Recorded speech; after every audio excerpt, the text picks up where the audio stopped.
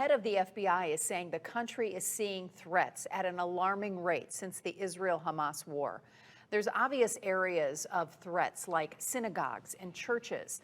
Wink News reporter Liz Byro joins us live. And Liz, where else are areas of risk this holiday season? I'm standing in one, the airport. I mean, when people think terrorism, 9/11, they think airplanes being used as weapons. But former FBI agent told me terrorists will strike anywhere to get attention. Soft targets like malls, schools, churches are all places with not very tight security, and they're places to beware. Everyone remembers where they were on 9/11. I was in Boston at the time working. I was in Manchester, New Hampshire. I was on my driveway washing my car. Dean Fernaris was living in New York, lived through the terror. You know, it was very nerve-wracking in the first year flying. The world changed. People's level of safety and security in places like the airport, malls, was threatened. Now FBI Director Christopher Wray says the U.S. is facing an unprecedented level of terror threats. All the lights were blinking red before 9/11. Would you say that there's multiple blinking red lights out there? I see blinking lights everywhere I turn.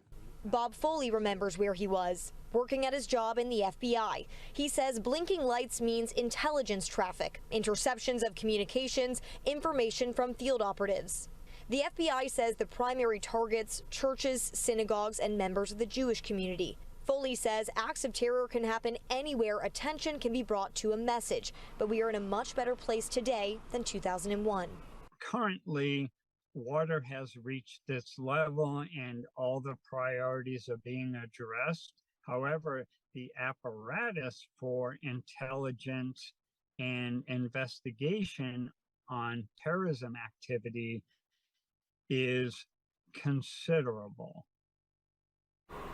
Bob told me the two major fronts the FBI is addressing is state-sponsored terrorism, groups like Al-Qaeda, ISIS, and homegrown or violent extremists or lone wolves. And the latter can be more concerning. They may be inspired by state-sponsored marketing and therefore harder to detect. Live at RSW, Liz Byro, Wink News.